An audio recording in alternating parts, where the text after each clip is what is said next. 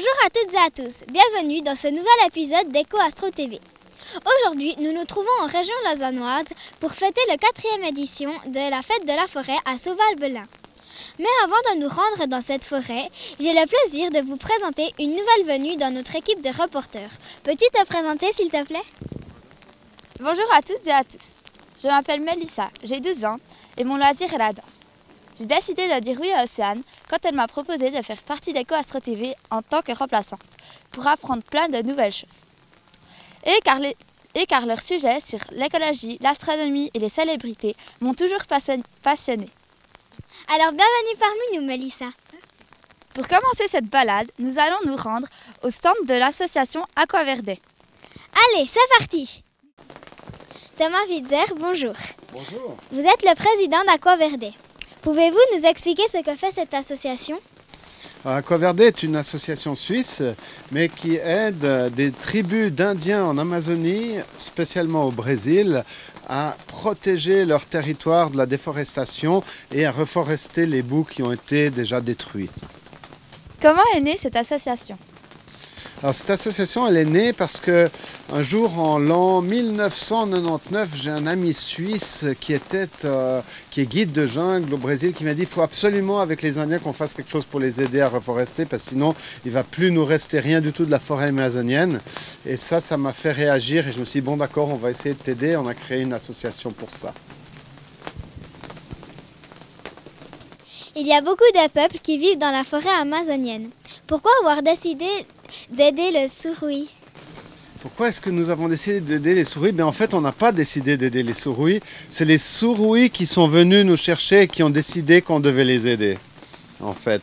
Et un jour, j'ai reçu un email du fin fond de la forêt amazonienne en 2005, c'était, qui me disait « Nous, les Surui, nous sommes les meilleurs défenseurs de la forêt amazonienne en Brésil et vous prétendez que vous aidez les Indiens à reforester, et bien nous on veut reforester chez vous et on veut que vous nous aidiez. Un point, c'est tout. Alors on a dit, c'est impressionnant ça, qu'est-ce que vous voulez faire? Ils disaient, voilà, nous on a un plan comme ci, comme ci, comme ça, comme ça et comme ça. Puis ils m'ont envoyé plein de documentation sur ce qu'ils voulaient faire. Je dis, waouh, j'ai jamais vu ça. Et puis alors on a décidé de les aider.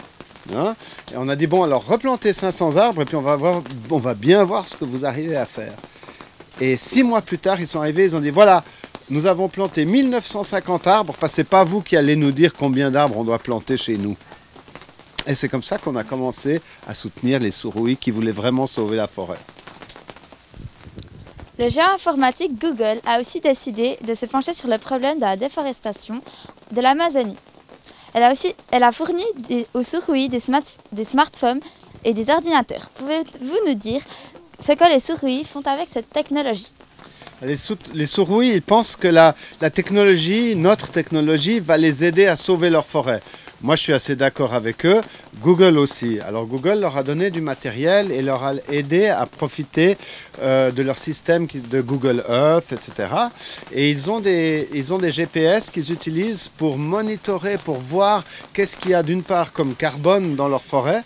Et puis d'autre part, ils l'utilisent pour beaucoup de choses, comme par exemple, chaque fois qu'ils vont à la chasse puis qu'ils tuent des animaux pour se nourrir, eh bien, ils vont prendre une photo et puis avoir les coordonnées GPS de l'animal qu'ils ont tué. Comme ça, ils peuvent savoir ce qui se passe sur leur territoire et être sûrs qu'il n'y ait pas trop d'animaux tués dans un endroit ou dans l'autre. Donc, ils peuvent faire attention à leur faune, au même titre qu'ils font attention à leur flore, grâce à ces appareils électroniques qui, après, ils rentrent et puis ils ont toutes les données qu'ils peuvent utiliser là-dessus.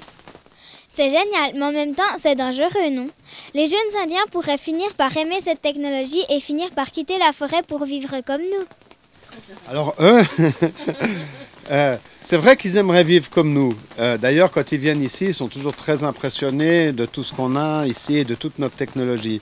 Mais eux, ce qu'ils pensent, c'est qu'ils peuvent utiliser notre technologie pour sauver leur forêt, parce qu'ils aiment leur forêt et qu'ils ont envie de vivre avec leur forêt.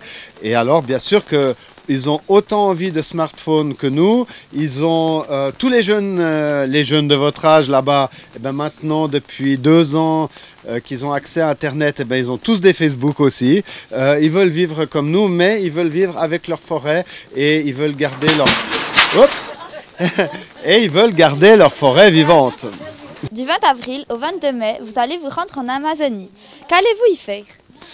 Alors je vais me rendre là-bas, je vais faire plusieurs choses. D'une part, je vais regarder avec les Indiens Surui, je vais aller faire le tour de toute la reforestation qui viennent de terminer ou qui vont terminer pour cet hiver.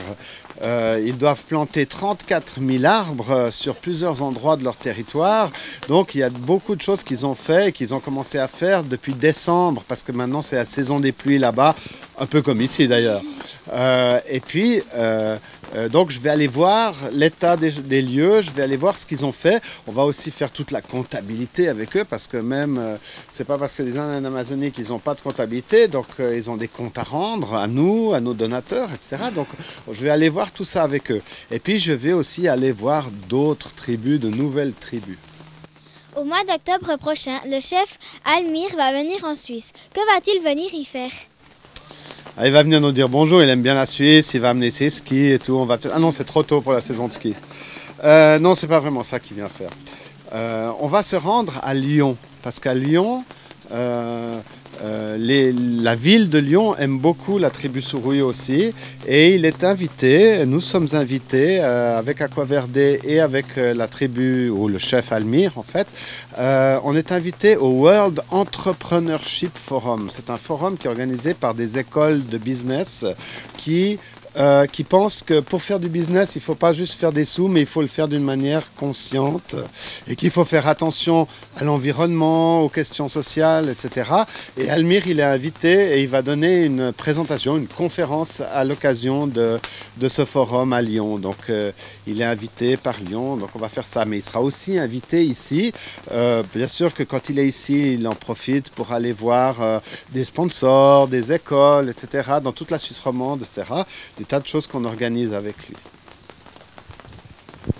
Aquaverde est une association à but non lucratif. Comment faites-vous pour trouver le financement nécessaire pour aider les Surui?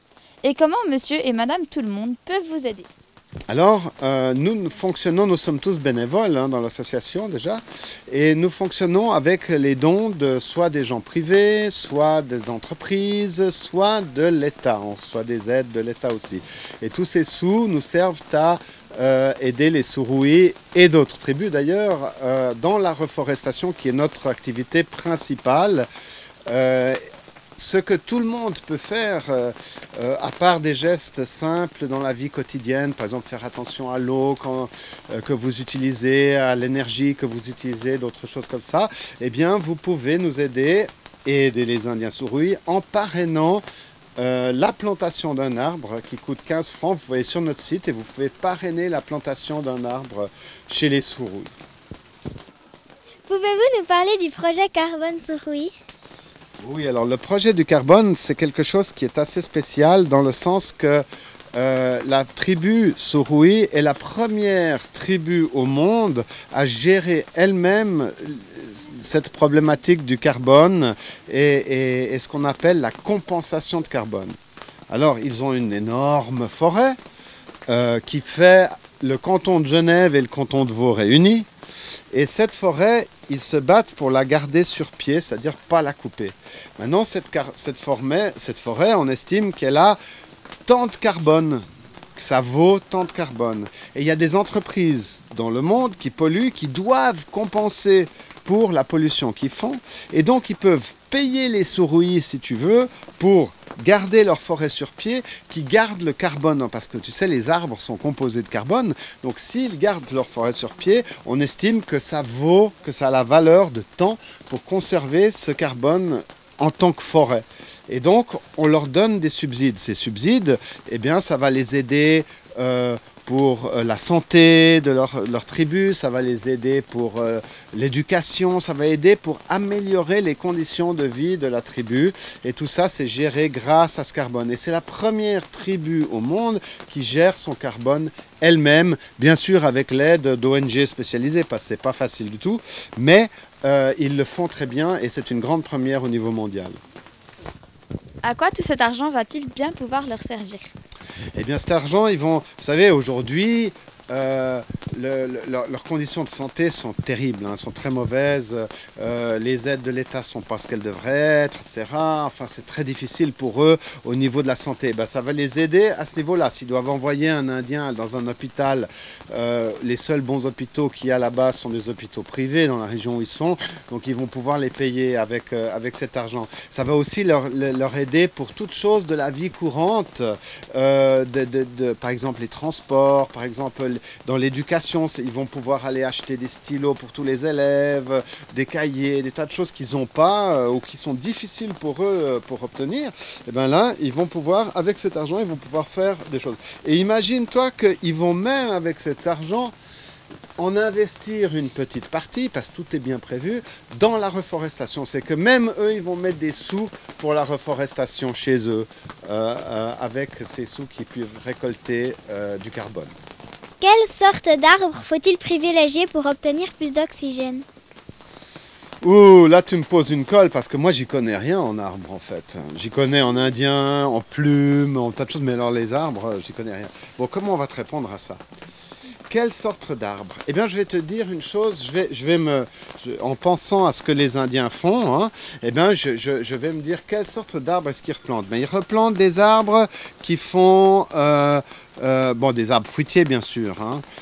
Ils replantent des arbres pour du médical aussi, hein, c'est-à-dire qu'ils peuvent prendre, il y a certains grands arbres d'Amazonie qui vont...